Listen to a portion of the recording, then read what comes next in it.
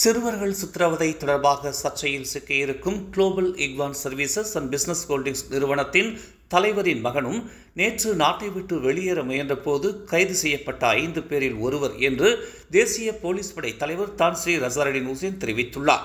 நேற்று மாலை 6 மணி அளவில் மலேசியா தாய்லாந்து எல்லையில் GISBH லோகோ மற்றும் துபாய் உரிமத்தகடுகளை கொண்ட 2 வாகனங்களை வடக்கு மண்டல எல்லை புலனாய்வு பிரிவு கண்டறிந்ததாக அவர் குறிப்பிட்டுள்ளார்.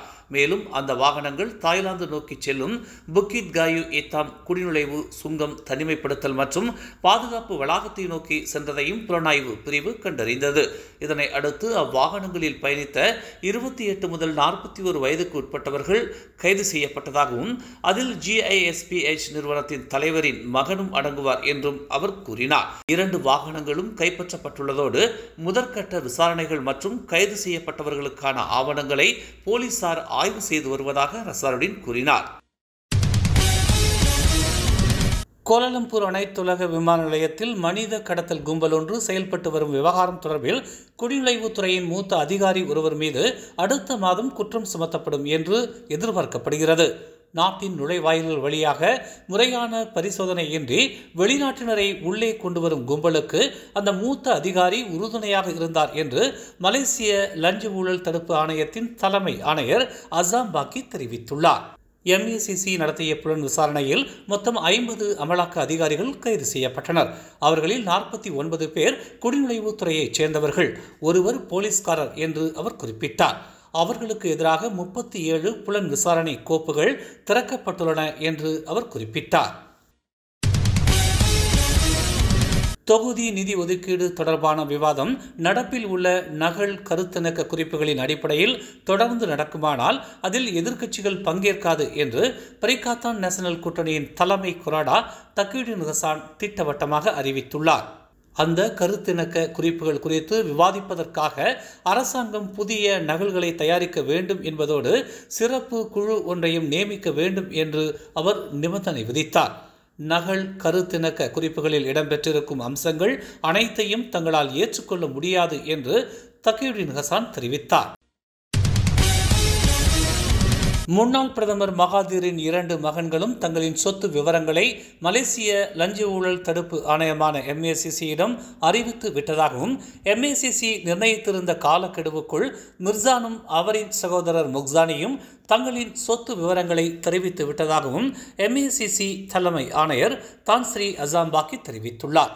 இருந்த போதிலும் ஒரு சில விவகாரங்கள் தொடர்பில் அவர்களின் வழக்கறிஞர்களுடன் MACC புலனாய்வு குழுவினர் இன்னும் கலந்தாலோசனை நடத்தி வருவதாக அவர் குறிப்பிட்டார்.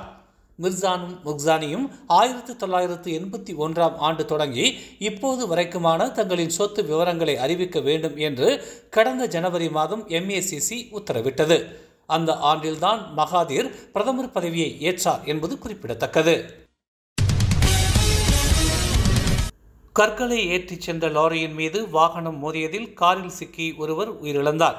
இச்சம்பவம் நேற்று பிற்பகல் ரஹாங் கால்டெக்ஸ் பெட்ரோல் நிலையத்திற்கு அருகில் உள்ள ஜலான் லிங்ககரன் தங்காஸ் ரம்மானுக்குள் நுழையும் சந்திப்புக்கு அருகில் நிகழ்ந்தது.